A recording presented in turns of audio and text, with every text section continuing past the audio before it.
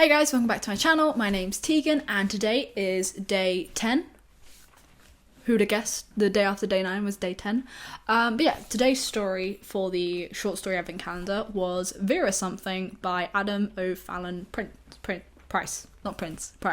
Adam is the author of 2 novels, The Grand Tour and The Hotel Never Sink. Winner of the 2020 Edgar Award for Best Paperback Original, his short fiction has appeared in Harper's, Paris Review, Granta, Vice and many other places. He lives in Carrboro, New NC, and teaches writing at the University of North Carolina. So this short story is about this man named Sam who goes looking, he's not particularly, I won't say not content, but he's not content with his life. His mother keeps pushing him to go to these like mixers and he decides to go on one and he meets this girl called Vera. They take a photo together, they have a really good time, they like connect.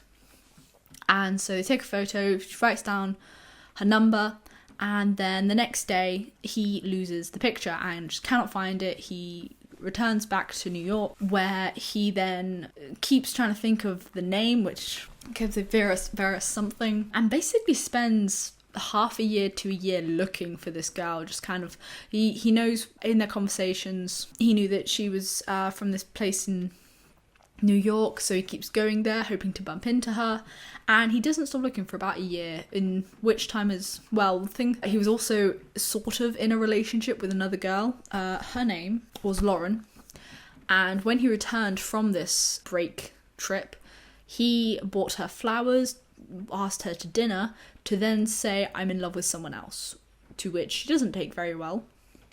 Clearly. I wouldn't take that very well. And yeah, so he breaks up with her and to look for this other woman, and never does.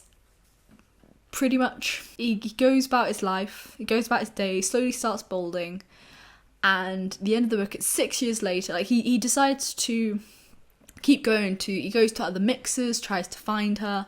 He then starts going back to this same resort mixing place that he went to where he met her, and like 6 years pass and he sees her again, although she's married and pregnant. He meets her again and he concludes that there are no sparks, and that's it. That's the end of the story. He then thinks back to what he had with Lauren and cries for the first time about their relationship. There's other elements to the story where he used to be a soldier, and the idea of settling down with a family just never, a lot of soldiers wanted that after their war, and he just never had that connection. The idea of romance seemed to die for him a little bit. It's a couple times he meets Lauren after the breakup. He still hasn't met Vera.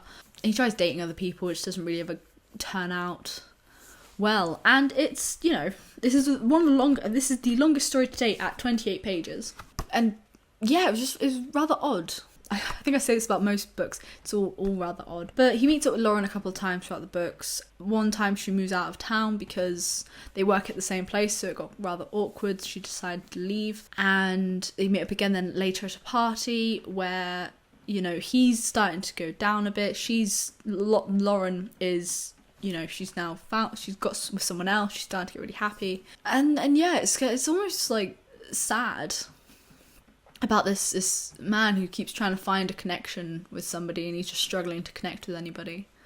So it's kind of a sad story. I haven't actually checked the interview, but let's have a quick read as to what the author said about his story.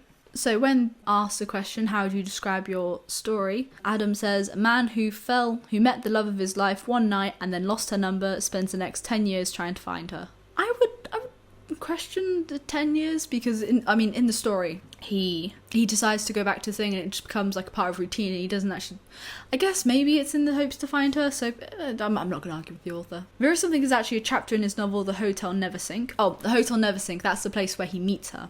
I forgot to mention that. That got axed during the editing process. I guess that's the end of that's kind of my thoughts. The character himself, Sam, the fact that he kind of cheats on his sort of girlfriend, for Lauren, they are definitely 100% in a relationship, and the fact that he's kind of flip-floppy towards her is a bit annoying from my perspective. But then reading in his perspective, he's just struggling to connect to anyone. So, not that, the fact that he cheated is, he never explicitly says that they were in a relationship. But I still feel like it was cheating, which is just not okay. So, Sam, you're not a good guy.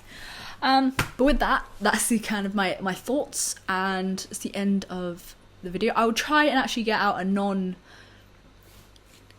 calendar story soon. I've just had a little bit of a busy life at the moment, but with that being said, I mean, running up to Christmas, what can you say? With that being said, I hope you guys are having a good day, and I will see you in the next video tomorrow. Bye.